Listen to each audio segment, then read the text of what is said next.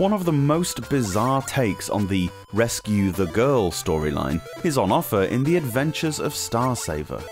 Called Rubble Saver in Japan, which makes the game sound like a really lame paleontology thing, you play as Tony, a police officer who, along with his sister, are forced to go inside a UFO by a group of aliens who are planning to invade the galaxy. After they refuse to spy on the people of Earth, they are both exiled to a faraway planet. It's now up to Tony to figure out how this strange world works, stop the aliens, and save his sister along the way. Luckily, a sentient robot mech with vast knowledge of telepathic skills is here to help. You start in your mech suit, and in Ghosts and Goblins style, getting hit once reduces you to your human. At least he's not in his underpants. Jumping onto a P-block allows you to regain your suit. Your firepower can be upgraded to a spread shot if you're in the mech. Your dude will only ever have the basic shot, but can fire rapidly with the power-up. Pressing B fires and A jumps. The game places a lot of emphasis on jumping to small platforms. There's not a great deal of walking on solid ground, and many of these little floating islands are moving too, so expect to fall a lot. However, the game throws you a lifeline, literally, because you can collect these tokens that have what looks like a bow and arrow on them. These are called life arrows that will grab onto the nearest platform, pulling your mech or human onto it. They're not unlimited though, and as you'd expect are less widely available on later levels. If you press A and B together, a life arrow will shoot out in the direction you are holding in a kind of bionic commando style, allowing you to reach platforms easier. You can collect a lion's head, which renders you invincible for a short time. The surrealist nature of the enemies is a nice touch. You'll be battling musical notes, mechanical hedgehogs, a dog which seems docile but starts chasing you if you jump over him, enemies that split up when you kill them, figure out which ones these are and don't stand too close. The levels aren't solely a left-to-right job, but will often take you up and down as well as back on yourself. You start jumping from planet to moon to planet, pay no attention to the obvious size discrepancies. Having a black background here to represent space was a brave choice, as the screen blur could have made the game very tough to play. It isn't too bad though, and by the second level you're against a white one anyway. The level of detail in the graphics is rather nice, but you get a considerable amount of lag sometimes. This can often result in your control inputs being swallowed. After beating the first level, which is pretty straightforward, you fight a boss. The bosses in the game are ordered excellently in terms of difficulty, as the first one is very easy, but don't expect the later ones to be.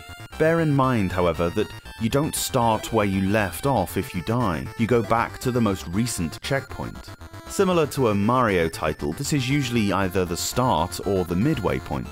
Like Mario 2, you can only usually take one hit before needing to re-power up.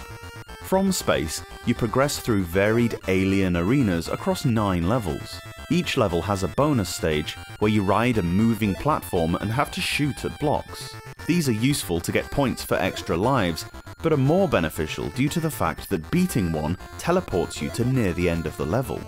I got majorly stuck on level 7. Nothing I did to the boss would kill it. It's this kind of squid thing that keeps turning the lights out. I'm certain it can be killed, but have read reports that it's invulnerable. So you need to find a bonus stage that takes you past it.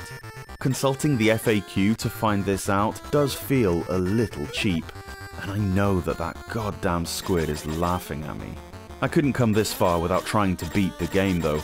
I'm agonizingly close. I can't for the life of me get through the boss on World 8. It's this giant robot lobbing these boulders at you, and is pretty tough. I enjoy the game enough to keep trying though. It's a real shame about the lag, because other than that, the game looks very nice. Possibly the backgrounds are often a bit plain at first, but they improve with time.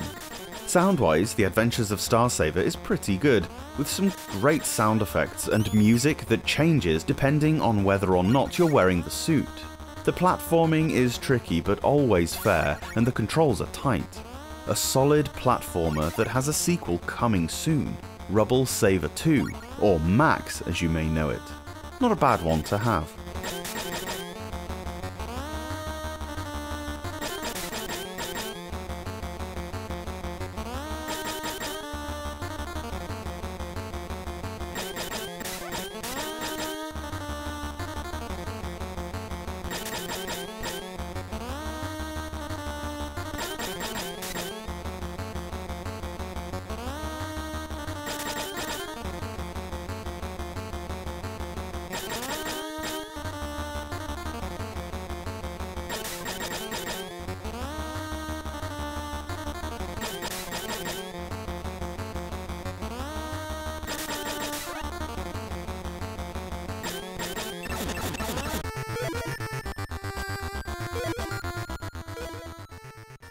Thanks so much for watching this video. Let me know your thoughts on the game down below, and if you can spare a second, give the review a quick thumbs up, it really helps out. Subscribe to the Portable Power Podcast for a new Game Boy review every day from Monday to Friday. Or alternately, new episodes of the podcast drop every Saturday and Sunday on whichever platform you get your pods. See you later on.